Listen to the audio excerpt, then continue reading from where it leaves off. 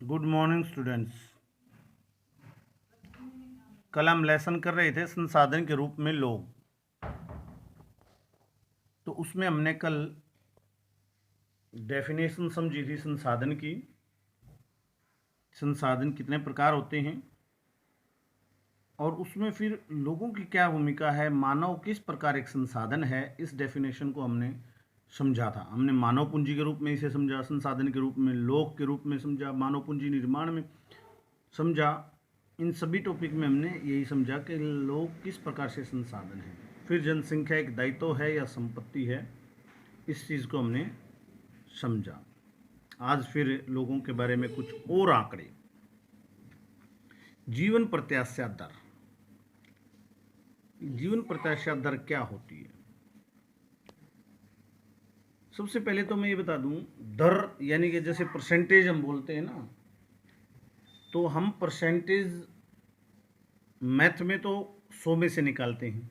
कोई भी आंकड़ा होता है भाई 100 में से इतने होता है ना, टोटल में से इतने, 1 में से इतने, 100 में से इतने। इसी प्रकार इसमें भी जीवन प्रत्याशा दर निकलती है, लेकिन ये 100 में से नहीं, 1000 में से निकलती है। ये ध्यान रखना जनसंख्या की जब कोई भी कैलकुलेशन होती है। ये हमारा भूगोल में भी अंतिम लेसन आएगा, जनसंख्या, उसमें भी यही सारी कैलकुलेशन है। अब शायद वो नए जो लेसन कटवाए उसमें कट गया है। तो जीवन प्रत्याशा दर थोड़ी सी उससे अलग है। जीवन प्रत्याशा दर क्या होती है? एक वर्ष में मरने वाले लोगों की आयु का औसत। एक वर्ष में मरने वाले लोगों की आयु का औसत किसी भी एरिया का, मान लो एक गांव का निकाल लिया तो उस गांव की जीवन प्रत्याशा दर आ गई। किसी डिस्ट्रिक्ट का निकल गया तो उस डिस्ट्रिक्ट की आ गई। फिर इसी प्रकार स्टेट का निकल गया तो उस स्टेट की आ गई। उसके बाद देश का निकल गया तो देश की जीवन प्रत्याशा दर आ गई। जीवन प्रत्याशा दर मतलब एवरेज एज कितनी है, इस एरिया के लोगों की एवरेज एज कितनी है। तो ये भारत में 64.5 वर्ष है एवरेज एज। लगभग यही हरियाणा की भी है। शायद हरियाणा की 64.5 है, भारत की 64 है। तो इसको जैसे हम एवरेज मैथ में निकालते हैं, ठीक ऐसे ही इसको निकाला जाता है। कैलकुलेशन में करके आपको दिखाता हूँ। जैसे मान लो एक गांव में एक साल में 5 आदमी मरे। कोई 100 साल का बूढ़ा मरा, कोई 80 साल का मर गया, कोई 60 साल का मर गया, कोई 5 साल का बच्चा भी मर गया, कोई 15 साल का मर गया। ऐसे मान लो 5 आदमी मरे। तो इन पांचों का हम जोड़ कर लें तो जैसे 160 हो गया, पांचों की उम्र का जोड़। 160 को 5 से भाग दे दिया तो कितना बन गया?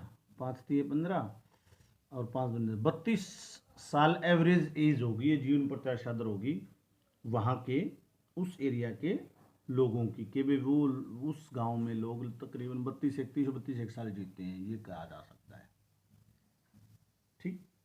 तो ये जीवन प्रत्याशा दर हमारे भारत की 64-64.5 साल है।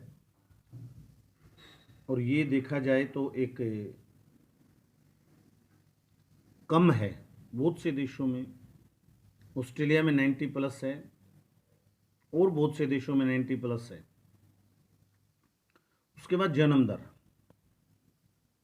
ये दर ऐसे ही निकलती है जैसे मैंने आपको अभी बताया, 1000 व्यक्तियों पर। शुरू में लिखा प्रति 1000 व्यक्तियों के पीछे एक वर्ष में जीवित जन्म लेने वाले बच्चों की संख्या। इसको ध्यान से समझना भाई। एक साल में 1000 व्यक्तियों के पीछे एक वर्ष में जीवित जन्म, यानी जो बच्चे, बहुत से बच्चे मरे हुए पैदा होते हैं उनको इसमें काउंट नहीं करते। वास्तव में तो जो साल के दौरान मर जाते हैं उसको भी नहीं काउंट करते। जो साल भर तक बच्चा जिंदा रह जाता है, मतलब उसको काउंट करते हैं। कैलकुलेशन जब आती है सर्वे वाले साल में, उससे पहले यदि बच्चा मर जाता है तो उसको काउंट ही नहीं करते, ना जन्म दर में ना मृत्यु दर में।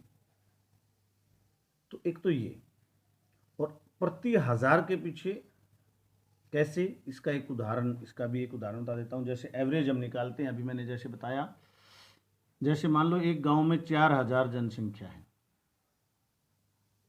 और उस गांव में मान लो 40 बच्चों का जन्म हुआ, तो जैसे मैथ में एवरेज निकालते हैं ऐसे ही 4000 में जन्म हुआ 40 का, एक में 40/4000 और 1000 में, मैथ में हम यहाँ 100 करते हैं, यहाँ 1000 करेंगे। 1000 में कितने हो गए? 4 दाई 40, 1000 में हो गए 10, यानी 10 व्यक्ति प्रति 1000, ये एवरेज होगी, यानी परसेंटेज होगी, 10% जन्म दर है। तो ये उदाहरण दिया मैंने, भारत में जन्म दर है 26.1%। ठीक है। उसके बाद इसी प्रकार हम मृत्यु दर निकाल लेते हैं। उसी प्रकार एक वर्ष में प्रति 1000 व्यक्तियों के पीछे मरने वाले लोगों की संख्या, पीछे जीवन प्रत्याशा दर में तो हमने उसके एज की कैलकुलेशन की थी, यहाँ पर एज की नहीं, सिर्फ मरने वाले लोगों की संख्या को काउंट करते हैं और ऐसे 1000 से परसेंटेज निकालते हैं किसी एरिया में। जैसे उसी गांव की बात करें, 4000 लोग हैं गांव में, तो जितने मरे साल में, ऐसे 1000 से उसके एवरेज निकाल लेंगे, वो हो गई मृत्यु दर। तो भारत की मृत्यु दर है 8.7%।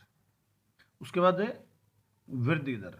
जन्म दर तथा मृत्यु दर का अंतर हो गया वृद्धि दर, यानी 26.1 जन्म दर थी, 8.7 मृत्यु दर है, तो 17.4 वृद्धि दर हो गया। हालांकि ज़्यादा है, वृद्धि दर इतनी नहीं है हमारे देश की, अब कम है।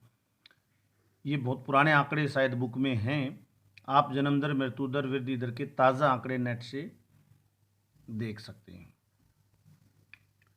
तो आज ये हमने टॉपिक नया मृत्यु दर, जन्म दर और वृद्धि दर का किया, जीवन प्रत्याशा दर का किया, समझा कि भाई एवरेज कैसे निकलती है, मैथ से ये एवरेज जनसंख्या के आंकड़ों की किस प्रकार भिन्न है।